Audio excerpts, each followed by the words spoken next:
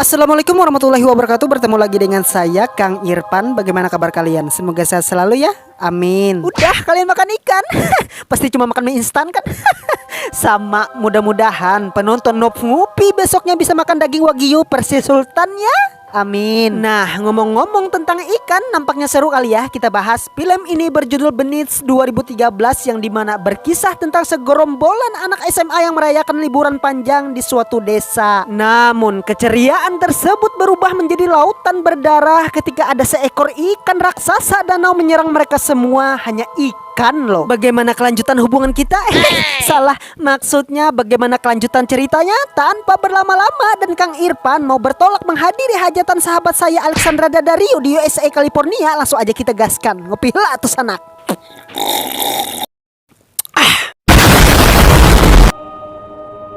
Cerita akan diawali memperlihatkan salah satu anak muda bernama Johnny yang pada saat itu dia tengah bermimpi menolong seorang wanita yang hendak diterkam ikan raksasa. Namun semua media menganggap serangan tersebut hanyalah berita hoaks yang dilakukan Johnny dan warga sekitar untuk cari sensasi. Nah, karena berita tersebut dianggap hal sepele, teman-teman Johnny pun datang untuk menjemput dia agar sama-sama pergi ke Danau Black Lake yang indah.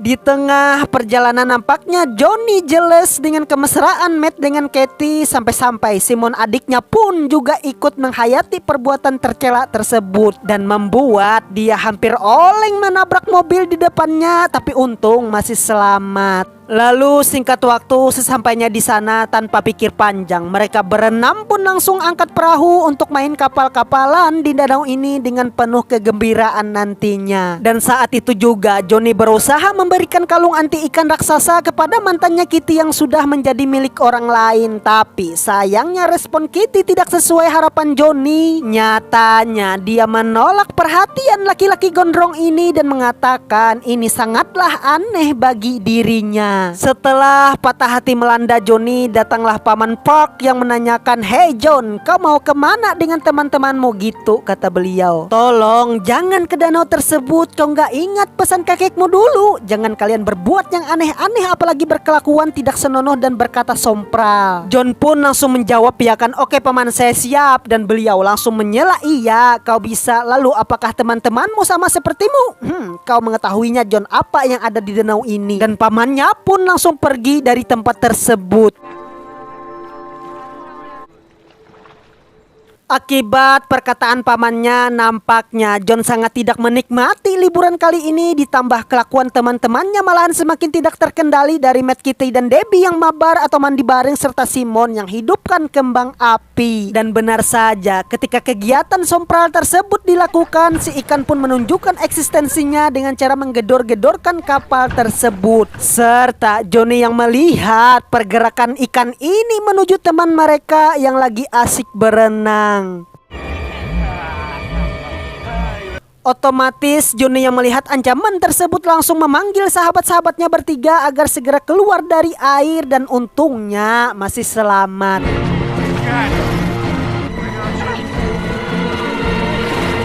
Kira kalian masih aman? Tidak bro, setelah mereka di dalam perahu pun masih juga diserang oleh makhluk ini. Sampai-sampai salah satu dayung harus dimakan oleh ikan ini. Dan ketika Deb mau mengambil,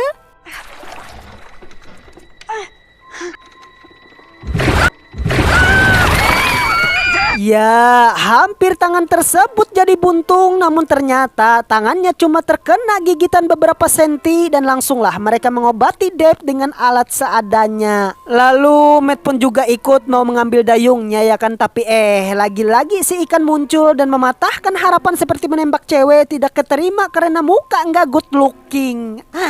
Setelah beberapa waktu terjebak di danau ini, ternyata Deb udah koit karena kehabisan cairan berwarna merah yang menyebabkan mereka semua sangat panik dengan keadaan tersebut. Ditambah ikan ini selalu ganggu perjalanan mereka pengen balik ke tepian. Dan Simon yang geram melihat kelakuan ikan ini langsung mencoba menghantamkan dayung ke tubuhnya. Tapi malahan kayu tersebut malah rapuh menjadi runcing sehingga dia pun melakukan serangan selanjutnya.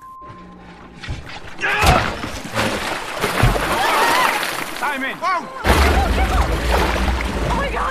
Ya, akibat kejadian ini si ikan raksasa pun udah mulai marah ya kan, sehingga kapal yang kini mereka tumpangi malahan bocor dan Jack menyarankan buat membuang mayat Deb ke dalam air untuk mengalihkan perhatian sang monster, sedangkan mereka bisa leluasa sama-sama mengayunkan tangan menjadi dayung dadakan. Namun setiap apa yang mereka lakukan selalu digagalkan sang ikan, seolah-olah dia tidak ingin melepaskan mereka semua untuk selamat dari danau ini. Take it easy, okay? Setelah semua orang ketakutan, otak pun mengalami error dan gagal fungsi, sehingga ketika Jack berkata harus ada yang dikorbankan untuk mengalihkan perhatian, mereka pun melakukan voting agar menentukan siapa yang menjadi korban. Dan yang terpilih dari ide konyol ini adalah Johnny, karena Matt sebagai pemilih terakhir memiliki dendam terhadap Johnny yang dulu sebagai mantan dari pacarnya sekarang. Loh. Dan Johnny tanpa pikir panjang dan hati udah ikhlas langsung meloncat ke dalam air meski dikejar-kejar makhluk tersebut. Apakah Johnny dimakan? Lanjut.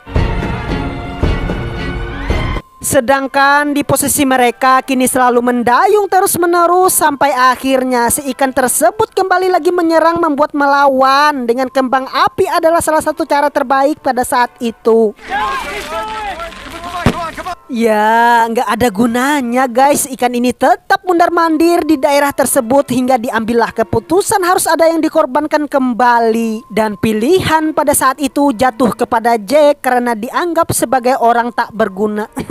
Mampus. Namun meski mulutmu harimaumu, ternyata Jack memiliki banyak bukti perselingkuhan antara Kitty dan adiknya. Dan Jack mengatakan kepada Matt agar didukung pada saat itu, tapi tetap aja Matt masa bodoh akan hal ini sehingga dia tetap dilemparkan ke dalam air dan pasti.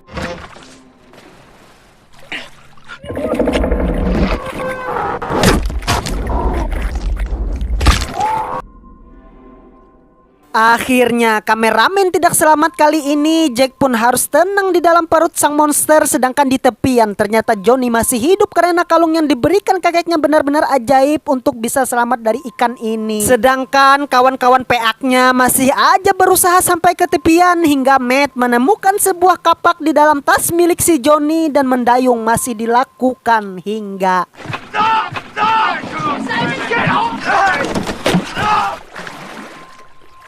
ya, lagi-lagi ikan ini menggigit kotak yang dijadikan dayung oleh Simon dan serangan kembali dilancarkan sang monster dengan menggigit perahu berkali-kali sampai bolong. Lalu Katie mencoba menggunakan kapak untuk mengusir makhluk ini. Untung ya kan dia menjauh dan Johnny akhirnya kembali untuk menyelamatkan mereka, tetapi dia lebih memilih untuk tidak mendekati orang-orang putokopret ini, namun hanya menolong lewat tali yang dilemparkan. Dan setelah semua udah ready, Johnny pun tidak menyangka bahwa kapal tersebut sangatlah berat. Selain itu, alangkah sialnya, ikan ini malahan hadir dan menghantam kapal Johnny hingga dia pun harus terlilit oleh tali tersebut. Sedangkan teman-temannya hanya terdiam membisu menyaksikan betapa tersiksanya Johnny pada saat itu, dan merekalah teman paling jancok di dunia ini. Ketika Johnny udah koit, kira mereka akan selamat setelah mendapatkan perahu tersebut, namun tiba-tiba ikan ini seakan-akan ogah manusia putokopret tersebut selamat hingga ke tepian dan pasti.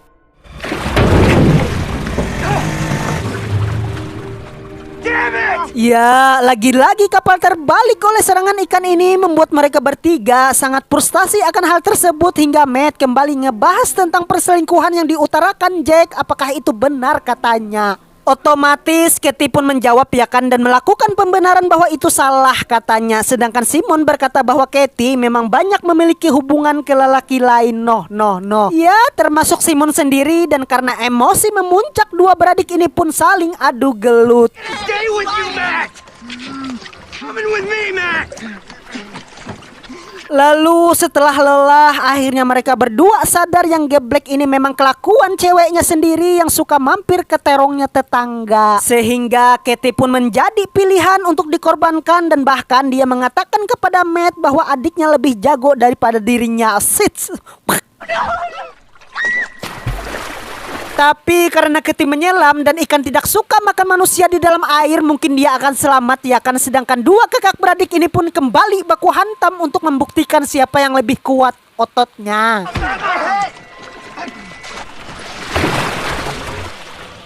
Ya, Simon pun mengalami bocor di kepalanya dan Matt mencoba menolong kembali adiknya agar segera mencapai daratan. Namun ikan tersebut nyatanya mengejar mereka berdua lalu. Final vote.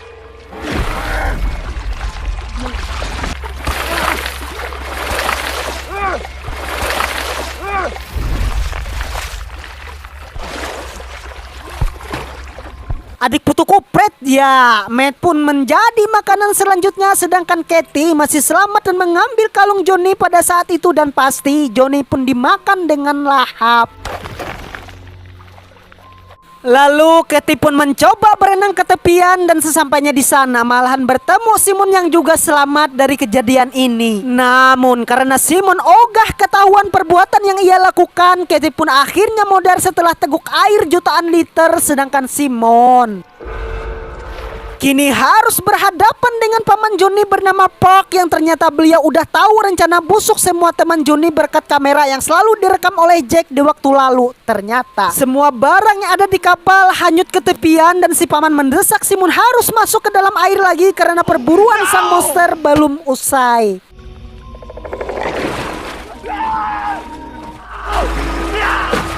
Tamat. Oke teman-teman, segitu aja. Semoga kalian terhibur ya. Dan pesan yang dapat kita ambil pelajaran dari film ini adalah carilah teman yang baik. Nah gitu. Saya Irfan pamit. Bye bye. Assalamualaikum warahmatullahi wabarakatuh. Subscribe.